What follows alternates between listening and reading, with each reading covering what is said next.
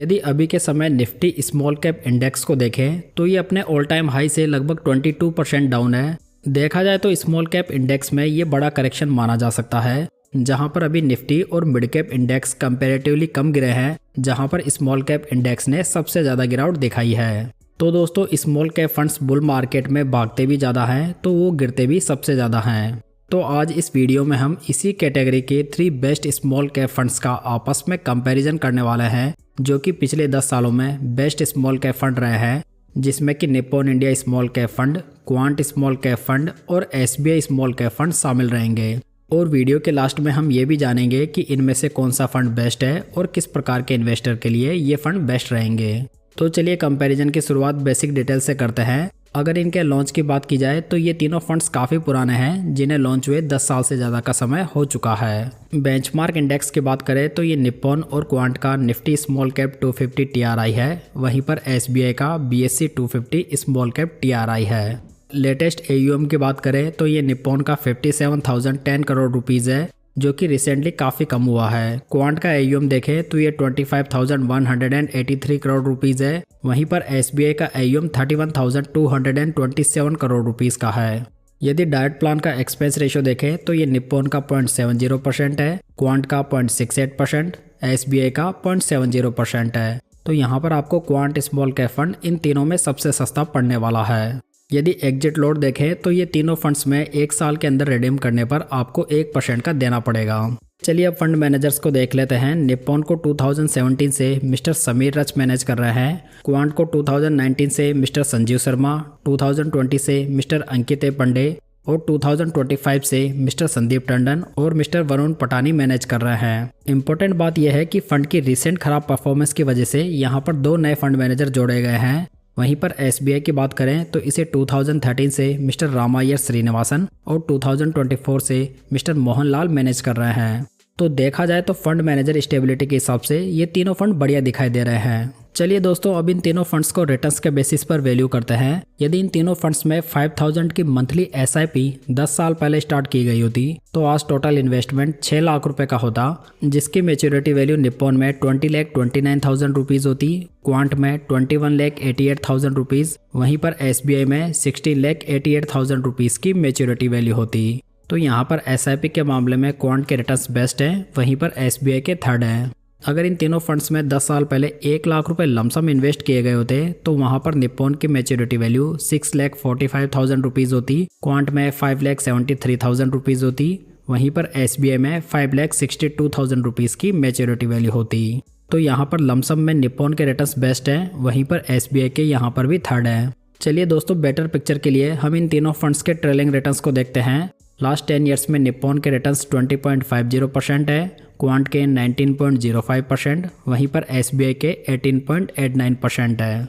Last 5 years में Nippon के returns 29.74% है, क्वांट के 39.51% है और एसबीआई के 22.68% है। लास्ट 3 ईयर्स के रिटर्न्स को देखें तो ये निप्पॉन के 21.43% है, क्वांट के 20.21% है, वहीं पर एसबीआई के 15.15% है। लेटेस्ट 1 ईयर के रिटर्न्स को देखें तो ये निप्पॉन के 2.34% है, क्वांट के नेगेटिव में 6.17%, वहीं पर एसबीआई के 1.71% है। तो लॉन्ग टर्म में रिटर्न्स को देखें तो ये तीनों फंड्स ही बहुत ही बढ़िया कर रहे हैं, जहां पर इन तीनों फंड्स ने कैटेगरी एवरेज और बेंचमार्क बेटिंग रिटर्न्स बनाकर दिए हैं। हालांकि लास्ट 5 ईयर्स में एसबीआई स्मॉल कैप फंड न तो अपने बेंचमार्क के रिटर्न्स को आउट परफॉर्म कर पाया है, न ही अपनी कैटेगरी एवरेज के रिटर्न्स को। लेकिन दूसरी ओर लास्ट 6 मंथ्स के वोलेटाइल मार्केट में एसबीआई का फंड बाकी दोनों फंड्स के मुकाबले थोड़ा कम गिरा है, यानी कि एसबीआई स्मॉल कैप फंड आपको दोनों फंड्स के मुकाबले थोड़ा बेटर डाउनसाइड प्रोटेक्शन प्रोवाइड कर रहा है। नेक्स्ट अगर इन तीनों फंड्स के रिस्क रेशियोज पर नजर डालें और अल्फा देखें तो ये निप्पॉन का 6.26% है, क्वांट का 4.53% है, वहीं पर एसबीआई का 2.47% है। अल्फा रेशियो ये बताता है दोस्तों कि फंड अपने बेंचमार्क इंडेक्स से कितने ज़्यादा रिटर्न्स बनाकर दे रहा है। तो यहाँ पर ये निप्पॉन का बेस्ट है, जबकि एसबीआई का अल्फा कैटेगरी एवरेज से भी कम है। बीटा की बात करें तो ये निप्पॉन का 0.83 है, क्वांट का 0.93 है, वहीं पर एसबीआई का 0.69 है। बीटा रेशियो हमें ये बताता है कि फंड कितना ज़्यादा वॉलेटाइल है। तो यहाँ पर एसबीआई का फंड कैटेगरी में थर्ड लोएस्ट वॉलेटाइल फंड है, जबकि क्वांट का फंड सबसे ज़्यादा वॉलेटाइल है।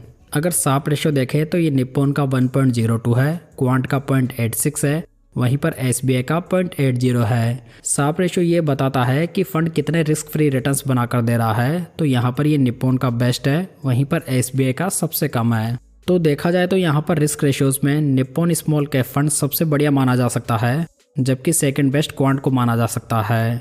वहीं पर SBI का फंड कंपैरेटिवली लो वोलेटाइल जरूर है, लेकिन इसके बाकी रेशियोज इतने बढ़िया नहीं हैं। चलिए आगे बढ़ते हैं और इनका पोर्टफोलियो देख लेते हैं। यदि नंबर ऑफ स्टॉक्स की बात करें तो निप्पॉन में 233 स्टॉक्स मौजूद हैं, क्वांट में 89 है, वहीं पर SBI में 62 स्टॉक्स मौजूद है। टॉप 10 स्टॉक्स का वेटेज देखें तो ये निप्पॉन का 13.89% है, क्वांट का 38.59% है, वहीं पर SBI का 27.88% है। तो यहाँ पर इन तीनों फंड्स ने बहुत ही अच्छे से डाइवर्सिफिकेशन किया हुआ है। अगर PB रेशियो की बात करें तो ये निप्पॉन का 3.82 है, क्वांट का 2.34 है, वहीं पर SBI का 4.11 है। यदि PE रेशियो की बात करें तो ये निप्पॉन का 25.87 है, क्वांट का 23.56 है, वहीं पर SBI का 29.47 है।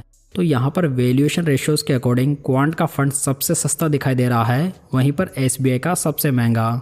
दोस्तों यदि इनकी प्रेजेंट कैश होल्डिंग को देखें तो ये निप्पॉन की 5.04% है, क्वांट की 4.85% है, वहीं पर SBI की 1.71% है।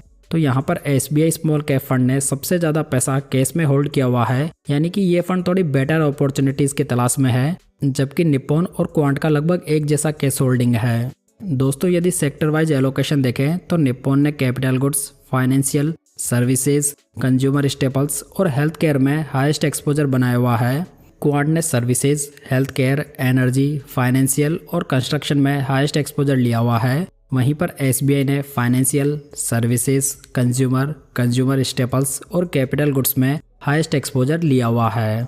तो यहाँ पर इन तीनों स्मॉल कैप फंड्स ने किसी भी एक स्पेसिफिक सेक्टर में मोर देन 20% का एक्सपोजर नहीं बनाया हुआ है, जो कि रिस्क मैनेजमेंट के हिसाब से ठीक माना जा सकता है। आप यहाँ पर इन तीनों फंड्स का एसेट एलोकेशन देख सकते हैं, जहां पर क्वांट स्मॉल कैप फंड ने मोर देन 25% तो लार्ज कैप कंपनीज में इन्वेस्ट किया हुआ है। मतलब कि ये फंड वोलेटाइल मार्केट में थोड़ा रिस्क मैनेजमेंट पे ध्यान दे रहा है, यानी कि ये फंड अभी डाउनसाइड प्रोटेक्शन को बढ़ाने का प्रयास कर रहा है। वहीं पर SBI स्मॉल कैप फंड ने स्मॉल कैप कंपनीज में हाईएस्ट एक्सपोजर लिया हुआ है। आप इन तीनों फंड्स के टॉप 10 स्टॉक्स का वेटेज यहाँ पर देख सकते हैं, जहां पर क्वांट ने मोर देन 10% तो रिलायंस जैसी बड़ी कंपनी में ही इन्वेस्ट किया हुआ है। हालांकि फिर भी फंड की गिरावट में कोई खास कमी नहीं आई है। अगर इन तीनों फंड्स की रेटिंग की बात करें तो वैल्यू रिसर्च ने निप्पॉन और क्वांट को 5 स्टार से, वहीं पर SBI को 3 स्टार से रेट किया है। वहीं पर क्रिसिल ने निप्पॉन को 4 स्टार से, क्वांट को 1 स्टार से, वहीं पर SBI को 2 स्टार से रेट किया हुआ है। तो यहाँ पर निप्पॉन के अलावा बाकी दोनों फंड्स की रेटिंग इतनी बढ़िया नज़र नहीं आ रही है। वैसे देखा जाए तो लॉन्ग टर्म में ये तीनों फंड्स काफ़ी बेहतरीन फंड्स रहे हैं, लेकिन लास्ट 6 मंथ्स में ये फंड काफ़ी तेज़ी से गिरे भी हैं, जहां पर ऐसा नहीं है कि ये फंड्स अकेले गिर रहे हैं। अभी के समय पूरा ओवरऑल मार्केट ही डाउनसाइड में है, जिसमें कि क्वांट ने सबसे ज़्यादा गिरावट दर्ज की है। यदि आप ये कंपैरिजन चार्ट देखेंगे तो आपको दिखाई देगा कि एक्सिस और इन्वेस्को के फंड इन दोनों फंड्स के मुकाबले काफ़ी कम गिरे हैं।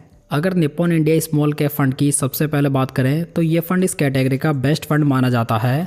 साथ ही इसका AUM भी रिसेंट में कम हुआ है और आगे उम्मीद की जा सकती है कि आने वाले 1-2 महीनों में ये AUM और कम हो सकता है। तो इसी वजह से यहाँ पर निप्पॉन का फंड थोड़े लेस एग्रेसिव इन्वेस्टर्स के लिए एक बढ़िया चॉइस साबित हो सकता है, जिसका कि अच्छा लॉन्ग ट्रैक रिकॉर्ड है। साथ ही ये फंड बहुत ज़्यादा रिस्क भी नहीं उठाता है। वहीं पर अभी के समय क्वांट स्मॉल कैप फंड बहुत ज़्यादा स्ट्रगल कर रहा है, लेकिन इस स्मॉल कैप फंड ने भी पास्ट में बहुत ही अच्छे रिटर्न्स बना कर दिए हैं।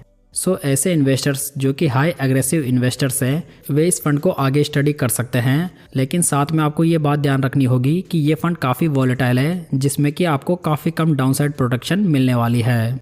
वहीं पर यदि बात करें SBI स्मॉल कैप फंड की, तो ये फंड ना तो बेंचमार्क या कैटेगरी एवरेज से बढ़िया कर पा रहा है, साथ ही ये फंड लो वोलेटाइल होने के बावजूद भी अच्छा खासा गिर रहा है। सो यहाँ पर मुझे personally SBI small cap fund इतनी बढ़िया चॉइस नज़र नहीं आ रहा है। इसके ऑल्टरनेटिव के रूप में एक्सिस स्मॉल कैप फंड या टाटा स्मॉल कैप फंड को देखा जा सकता है। तो दोस्तों ये थी आज की जानकारी। उम्मीद है ये आपको पसंद आई होगी। वीडियो अच्छा लगा हो तो इसे लाइक, कमेंट और शेयर जरूर कीजिएगा। साथ ही इस चैनल को सब्सक्राइब जरूर कर लीजिएगा। तो चलिए दोस्तों, फिर मिलते हैं किसी नई जानकारी के साथ।